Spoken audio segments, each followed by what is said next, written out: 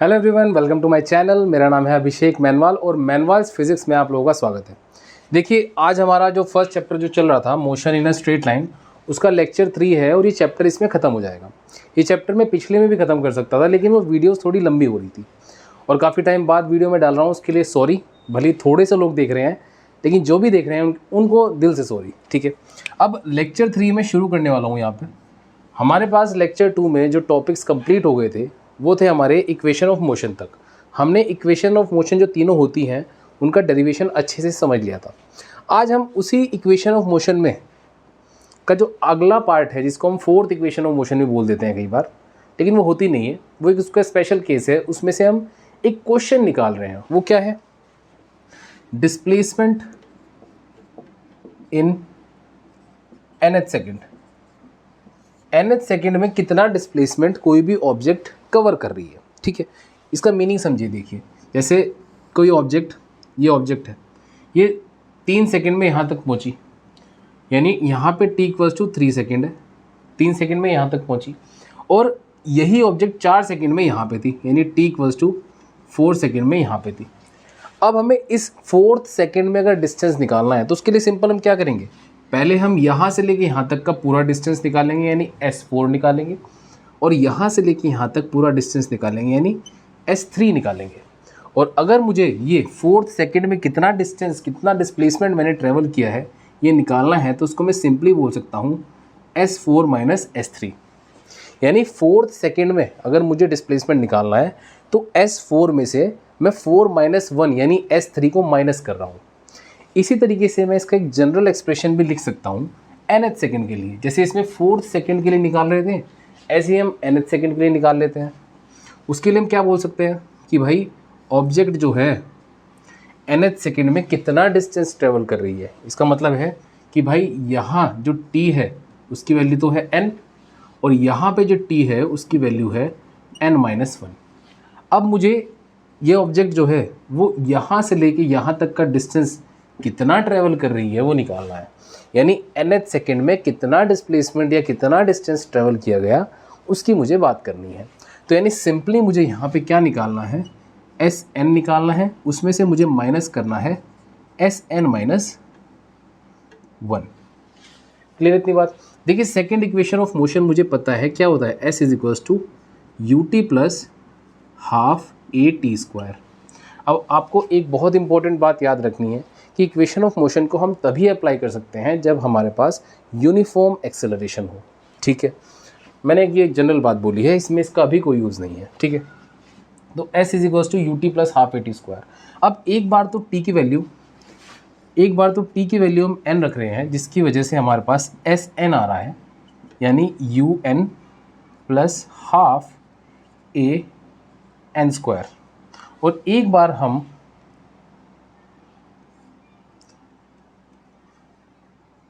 बार हम t की value n-1 रख रहे हैं, जिसकी वजह से हमारे पास Sn-1 आ रहा है।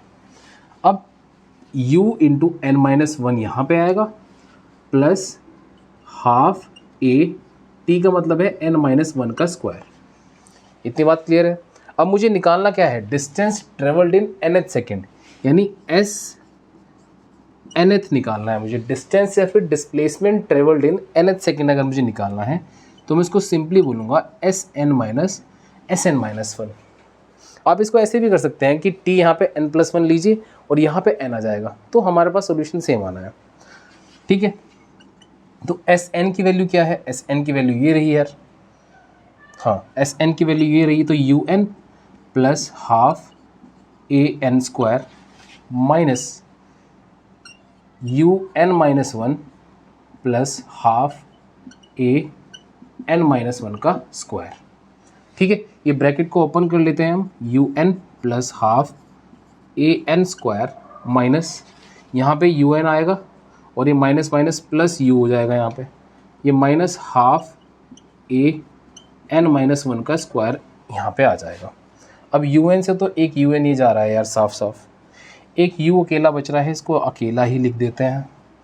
अब और क्या कर सकते हैं हम, इसको भी खोल सकते हैं यार, तो हाफ an² ये आ गया minus half n square plus 1 minus 2n, ये मैंने इसमें फॉर्मूला लगाया simple, a square plus b square minus 2ab। ठीक है, अब मैं क्या करता हूँ, इसको और सिंप्लीफाई करता हूँ, half A N square minus half A N square plus half ए, ये माइनस माइनस प्लस हो जाएगा और ये ए एन बन जाएगा। ए एन स्क्वायर से ए एन स्क्वायर जा रहा है यार, ये हाफ ए है और ये हाफ ए एन है। मैं ऊपर लिख देता हूँ यहाँ पे, इसको यहाँ पे लिख देता हूँ। ये यहाँ तक आपको दिख रहा है ना, एक बार मैं चेक कर लेता हूँ यार, कभी सारी वीडियो ही ख़राब हो जाए। ठीक है, यहाँ तक तो दिख रहा है। अब मैं इसको नीचे वाले पोर्शन को ऊपर लिखता हूँ। तो इसमें क्या क्या बच रहा है हमारे पास, एक तो u बचा है, एक plus half a plus a n बचा है। इतनी बात क्लियर है? ठीक है, बिल्कुल।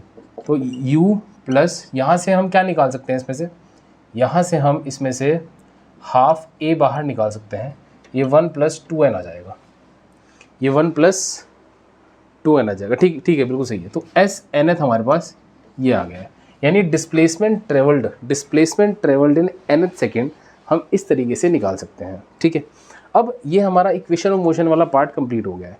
अब थोड़ा सा पार्ट जो है आपके पास वो है ग्राफ्स का, और ये ग्राफ्स इजी हैं, थोड़े से आप समझेंगे तो इजी ही लगेंगे, हार्ड नहीं है, और इनसे न्यूमेरिकल्स अच्छे खासे बन जाते हैं। जैसे सबसे पहले हम बात करेंगे पोजीशन टाइम ग्राफ की, इसको हम इस तरीके से भी लिख सकते हैं, x T graph, position time graph, x T graph. X का मतलब क्या है पोजीशन, टी का मतलब क्या है टाइम। तो पोजीशन टाइम ग्राफ, सबसे पहला केस क्या होगा उसमें, स्टेशनरी ऑब्जेक्ट, सबसे पहला केस रहेगा उसमें स्टेशनरी ऑब्जेक्ट। अब यार स्टेशनरी ऑब्जेक्ट क्या होता है, स्टेशनरी ऑब्जेक्ट का मतलब है रुका हुआ ऑब्जेक्ट, अपनी एक ही जगह पर रुका हुआ है, अपनी पोजीशन को चेंज ही नहीं कर रहा है। तो अगर मैं स्टेशनरी ऑब्जेक्ट के केस में एक ग्राफ ड्रॉ करना चाह रहा हूँ, जिसमें मैं क्या बोल रहा हूँ कि ये वाली एक्सिस तो है यार पोजीशन, डिस्टेंस या डिस्प्लेसमेंट की एक्सिस, और ये वाली एक्सिस जो है वो टाइम की एक्सिस है। तो स्टेशनरी ऑब्जेक्ट टाइम के साथ पोजीशन चेंज ही नहीं करेगी।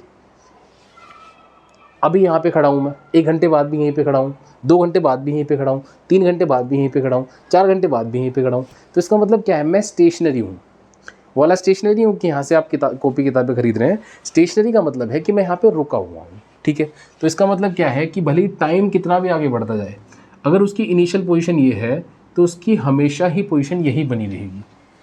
तो इसको हम बोलेंगे स्टेशनरी ऑब्जेक्ट के लिए पोजीशन टाइम ग्राफ। अब दूसरा ग्राफ हमारे पास कौन सा आता है, position time graph for uniform motion. अब यूनिफॉर्म मोशन याद करिए क्या था यार, यानी position time graph for uniform motion अगर मुझे बनाना है तो उसके लिए देखिए, यूनिफॉर्म मोशन का मतलब क्या था, equal displacement in equal interval of time, कि 1 सेकंड में अगर यहाँ पे 2 चलाए, अगले 1 सेकंड में भी 2 ही चलेगा, अगले 1 सेकंड में भी 2 ही चलेगा, अगले 1 सेकंड में भी 2 ही चलेगा। तो एक सेकंड में, हर एक सेकंड में वो 2 ही डिस्टेंस कवर कर रहा है। तो equal displacement in equal interval of time. तो इसका जो ग्राफ आता है ना, वो हमारे पास देखिए, यूनिफॉर्म मोशन का मतलब क्या है, यूनिफॉर्म वेलोसिटी है ना। तो इसके लिए हमारे पास जो ग्राफ आएगा वो कैसा आता है, वो स्ट्रेट लाइन आता है यार। तो इसके लिए हमारे पास जो ग्राफ आता है वो स्ट्रेट लाइन आता है। यूनिफॉर्म मोशन मतलब यूनिफॉर्म वेलोसिटी, यूनिफॉर्म वेलोसिटी का मतलब है वेलोसिटी कांस्टेंट रहने वाली है, वेलोसिटी कांस्टेंट रहने वाली है।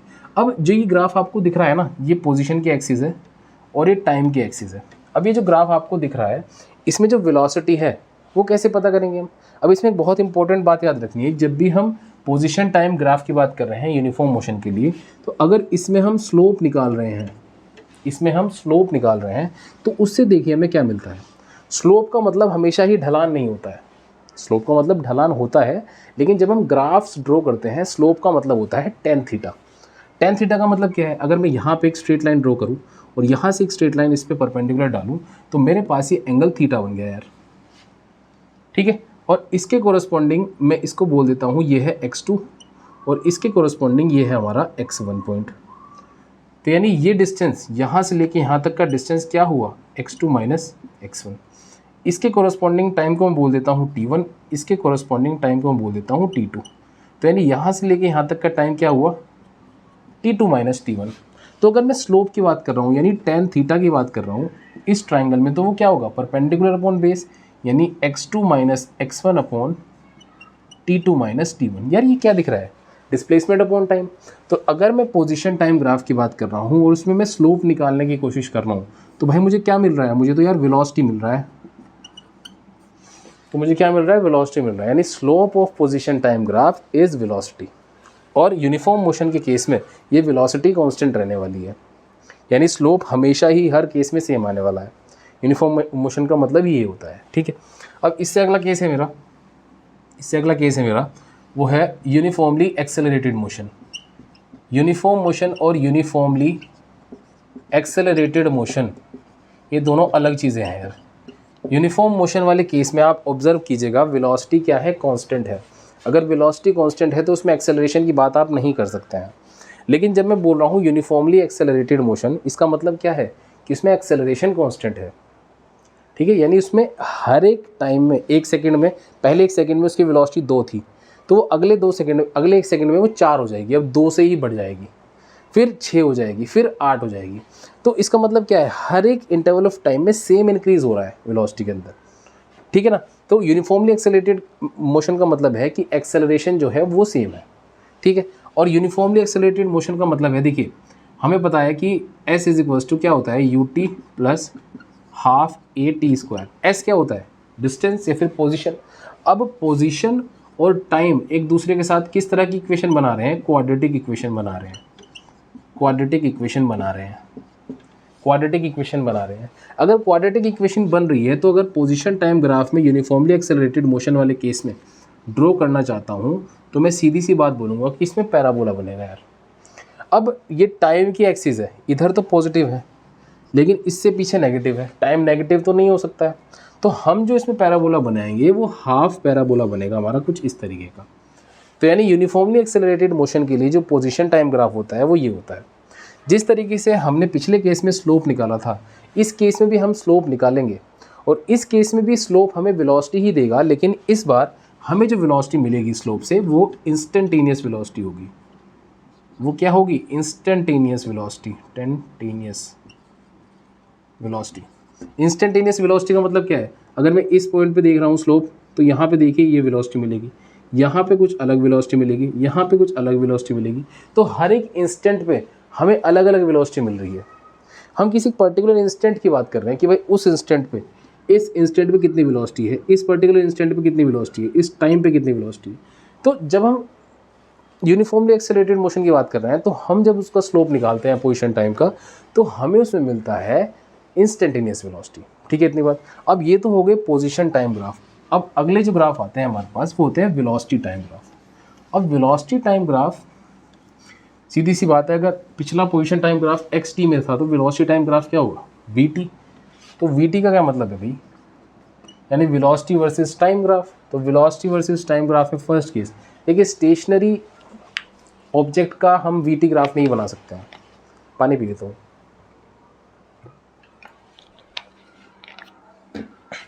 स्टेशनरी ऑब्जेक्ट की कोई वेलोसिटी नहीं होगी, टाइम के साथ वो पोजीशन ही चेंज नहीं कर रहा है, तो वेलोसिटी होने का कोई मतलब नहीं होता है। तो vt ग्राफ का पहला केस होगा हमारा uniform motion. Uniform motion, uniform motion का क्या मतलब था, कांस्टेंट वेलोसिटी, यानी वेलोसिटी चेंज ही नहीं हो रही है यार। अगर वेलोसिटी चेंज नहीं हो रही है तो ये अगर v की एक्सिस है और ये t की एक्सिस है, तो वेलोसिटी टाइम के साथ चेंज नहीं हो रही है। इनिशियल वेलोसिटी ये थी तो टाइम के साथ यही रहेगी, टाइम के साथ यही रहेगी, ठीक है। अब vt ग्राफ की ना एक बहुत अच्छी बात है, मान लीजिए हमें t इक्वल्स टू, ये t1 और t2 हमारे पास दो टाइम है। इन दो टाइम में हमें पता करना है कि हमारी ऑब्जेक्ट ने कितना डिस्टेंस ट्रेवल किया। तो हम क्या करते हैं कि हम इस पर्टिकुलर लाइन को यहाँ पे मीट कराते हैं और जो भी ये एरिया बन रहा है इस एरिया को निकाल देते हैं। अगर हम एरिया निकाल रहे हैं, इस पर्टिकुलर एरिया, मतलब जो ये एरिया हमने निकाला ये क्या रिप्रेजेंट कर रहा है, ये रिप्रेजेंट कर रहा है कि इतने टाइम के बीच में हमारे ऑब्जेक्ट ने कितना डिस्टेंस या फिर कितना डिस्प्लेसमेंट ट्रेवल किया। तो एरिया अंडर वीटी कर्व या फिर वीटी ग्राफ रिप्रेजेंट्स डिस्प्लेसमेंट।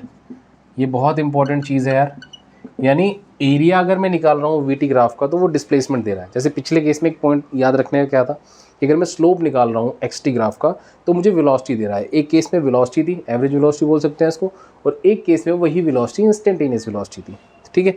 अब अगर मैं दूसरे केस की बात करूँ, ये क्या है, uniformly accelerated motion. Uniformly accelerated motion, uniformly accelerated motion का क्या मतलब है यार? यूनिफॉर्मली एक्सेलरेटेड मोशन का मतलब है कि हर एक टाइम ऑफ इंटरवल में, हर एक इंटरवल ऑफ टाइम में सेम वेलोसिटी इंक्रीज हो रही है। यानी 1 सेकंड की कोरस्पॉन्डिंग भी 2 है, अगले 1 सेकंड की कोरस्पॉन्डिंग भी 2 है, अगले 1 सेकंड की कोरस्पॉन्डिंग भी 2 है। तो हम ये बोल सकते हैं कि हमारा जो पोजीशन टाइम ग्राफ है for uniform acceleration, it will be a straight line. It will be a straight line. It will be a straight line. ये क्या है, v है, ये क्या है, t है। देखिए घबराइए मत, अगर समझ में नहीं आ रहा है आप इस वीडियो को एक और बार देख सकते हैं, ठीक है। ज़्यादा लंबी वीडियो नहीं जा रही है, ये लास्ट टॉपिक है आपका, ये कंप्लीट होने वाला है, ठीक है। अब वीटी ग्राफ हमारे पास ये आ गया है। अब इस वीटी ग्राफ का अगर मैं स्लोप निकालूँ, जैसे पिछली बार हमने किया है, एक लाइन यहाँ से हमने डाली, एक लाइन हमने यहाँ से डाली, तो ये थीटा आ गया मेरे पास। इसके कोरस्पॉन्डिंग ये वैल्यू क्या है, v2, इसके कोरस्पॉन्डिंग क्या है, v1, तो ये वैल्यू क्या हुई, v2 माइनस v1। ऐसे ही ये वैल्यू क्या है, t1, ऐसे ही ये वैल्यू क्या है, t2। तो यहाँ से लेके यहाँ तक वैल्यू क्या हुई, t2 माइनस t1। तो अगर मैं यहाँ से tan थीटा निकालने की कोशिश करूँगा तो वो क्या होगा, v2 minus v1 upon t2 minus t1। v2 minus v1 upon t2 minus t1, velocity upon time. तो यहाँ से हमें क्या मिल रहा है, एक्सेलरेशन मेरे भाई, एक्सेलरेशन। तो यानी slope of velocity time graph for uniformly accelerated motion is acceleration, is acceleration. यानी अगर मैं इस ग्राफ का स्लोप निकाल रहा हूँ तो मुझे क्या मिलेगा यार, मुझे एक्सेलरेशन मिलने वाला है।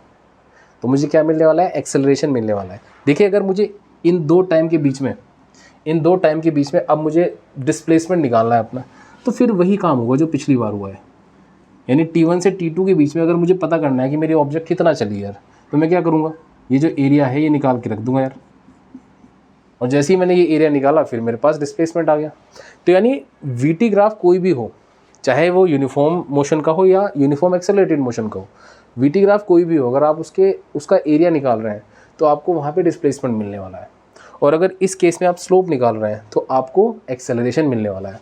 इस केस में आप स्लोप देखिए निकाल के, यहाँ पे तो एंगल ही 0 बन रहा है, तो स्लोप का मतलब क्या है, tan 0 0, tan 0 0 ही आना है इस केस में यार। tan थीटा यहाँ पे 0 ही आना है, क्यों, क्योंकि यहाँ पे जो वेलोसिटी है वो कांस्टेंट है।